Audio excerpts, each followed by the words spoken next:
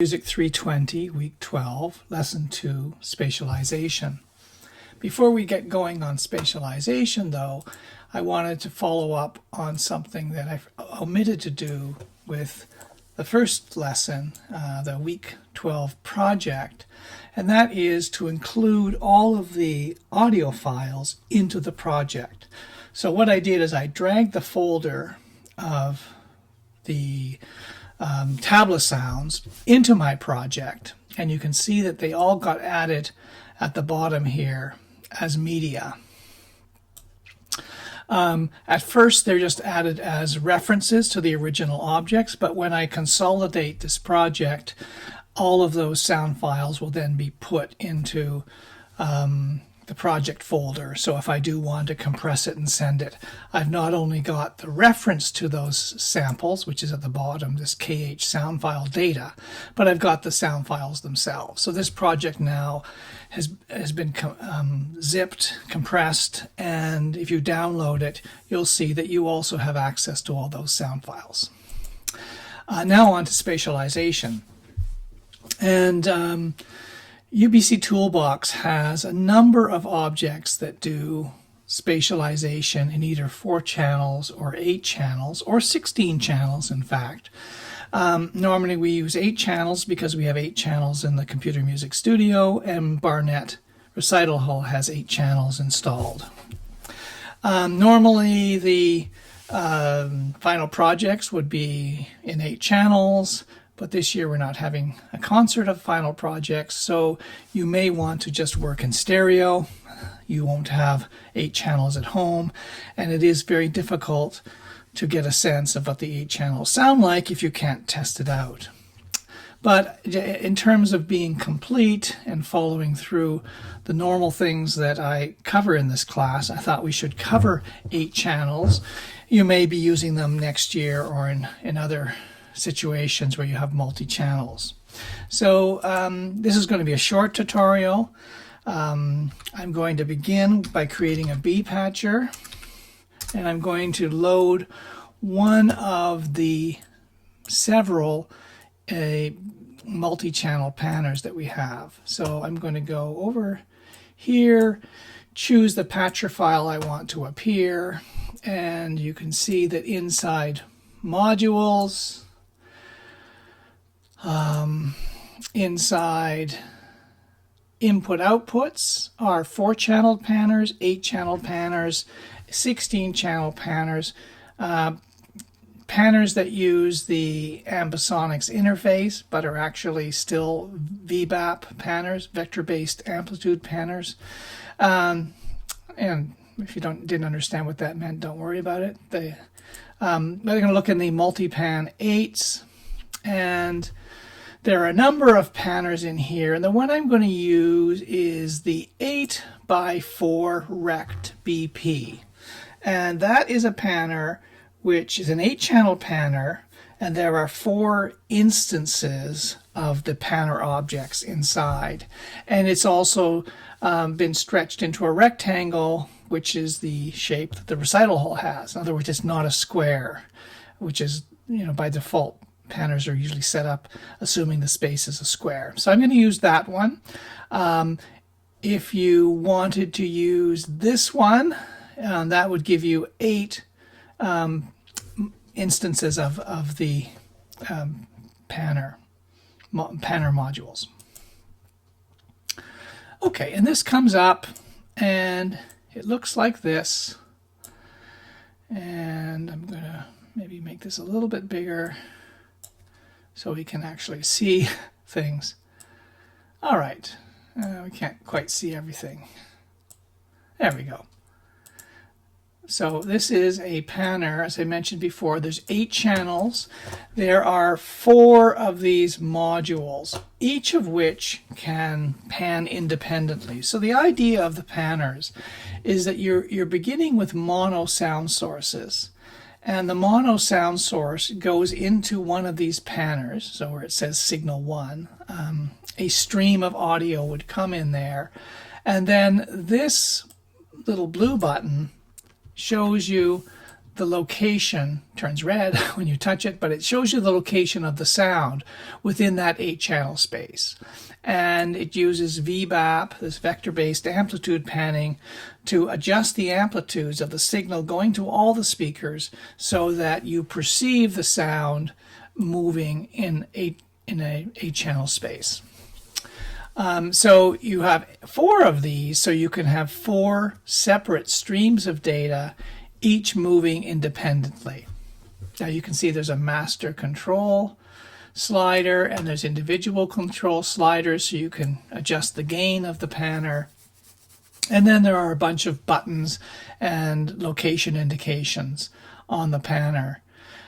Basically, if we're dealing with 8-channel space, you can see that by these numbers that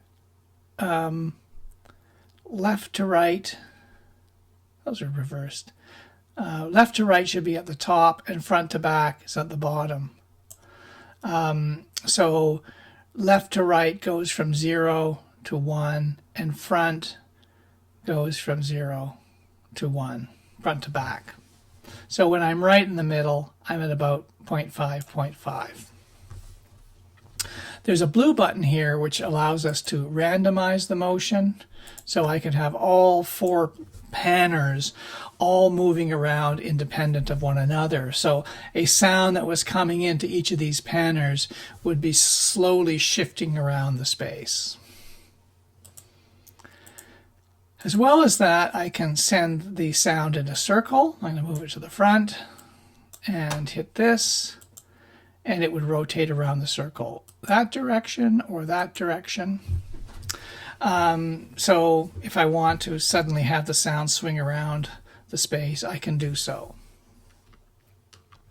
I can also control this programmatically, and if you look at the info panel, you can see all of the things that you can do with the panner.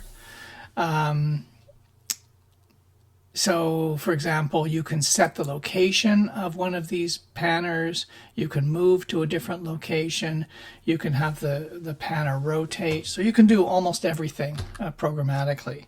So, for example, if I say pan 1 location L, I can say move to, let's just do 1, 1 in 4,000 milliseconds. So I'm going to put a semicolon in front of that, and essentially that will move to position 1, 1. 1 across left to right and 1 front to back, so it'll end up way down here in the corner. So if I do that in 4 seconds, the sound is moving to that location. And I can do this with all of the panners. If I go to pan 3 location, this panner will move down to that location. There's also rotation. So put another message up. This would be pan 1 rotate. And this one takes 3 arguments. One is the number of times you should rotate around a circle. 0 direction is 0 is clockwise and 1 is counterclockwise, and then the total time that you should take. So let's say we'll have a slow rotation of pan 1 5 times around the circle in a total time of 30,000 milliseconds. So there you can see the sound rotating around. I haven't got this hooked up to 8 channels because I don't have 8 channels here. So you're just going to have to imagine what that sound would be like. Now, in terms of getting sound out of the panner, we use not an EZ DAC because the EZ DAC only has 2 channels. We use a DAC tilde object, and we specify as arguments the numbers of the channels. So we'll assume that we have an 8-channel interface, and I'm just going to bring out so you can see my audio status and just show you that you know, if you did have an 8-channel interface, you would open up your I/O mappings and your I/O mappings would have your output channels, and you'd basically just set it up so that you had 1 would be out 1, 2 would be out 2, 3 would be out 3, and so on. So mine doesn't have, mine's got 4 outputs, so I could get 4 channels out of this, but it doesn't have 8 channels coming out. Okay, so now I need to connect up my DAC to the panner, and this is just done exactly like this, and it's important that all the channels are covered. So maybe I'm just going to very quickly bring in a player just so we can sort of hear this, or not hear it, but at least see it. There's the bank player. The data comes out of the bank player and goes into signal 1. We don't need that. And we'll turn this on, give it some volume, and send a message like play note 48 at a velocity of 100 on channel 1 for 20,000 milliseconds. A nice long drone here in our bank player. Now I'm going to put the volume up on this, turn this on, which I didn't do before, which of course can be turned on programmatically, so long as you know what the on-off name is. And what I want you to, you're going to hear something, but you're only going to hear one channel actually. So when the sound passes through that channel, you hear it, and the rest of the time you won't hear it. So I'm going to put my headphones on, and I'm going to play this.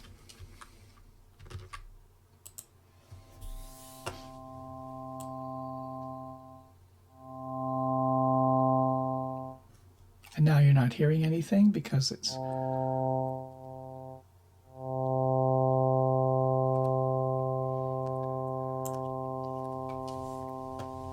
Now if I start the rotation going,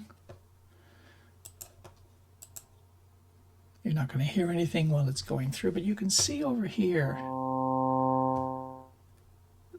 the signal going out to the various channels. Okay.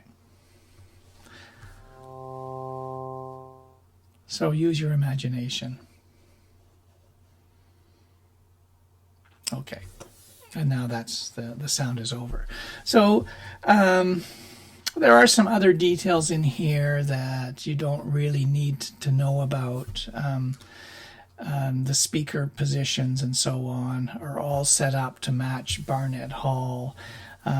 We set up the speaker delays because we have to account for the distances between the speakers and the sweet spot, which is not uniform. So we put in a very, very slight delay for the speakers that are further away as compared to the speakers that are closer.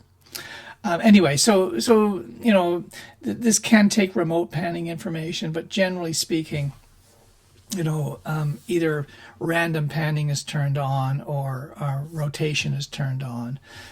Some people just put random panning on for, you know, all the modules and just have them all kind of wandering around.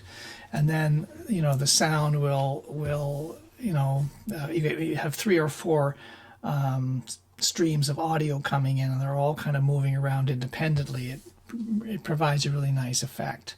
Again, we're not going to hear that when we do this, but you are going to hear the sound in number 1 kind of moving around even between stereo channels. And when we go down to the back of the hall, there's almost no signal in the front 2 channels. So, okay, I'm just going to turn that down. So I don't know if there's too much else I want to say with multi-panning. Make sure that if you are using multi-panning, that you do set up a DAC tilde and you specify the 8-channel. You know, it doesn't make any sense to have a 8-channel panner and then put it into an EZ DAC, which only has 2 channels. So you do need to do this. You'll notice there's no on-off switch. There's no highlighting the way there is with the speaker icon, so you have to use either this button at the bottom, or if you prefer, you can use a toggle box to turn the audio on and off. A toggle box can go into the DAC tilde. So I said this was going to be a short tutorial, and that's all I really wanted to cover with this. So thank you.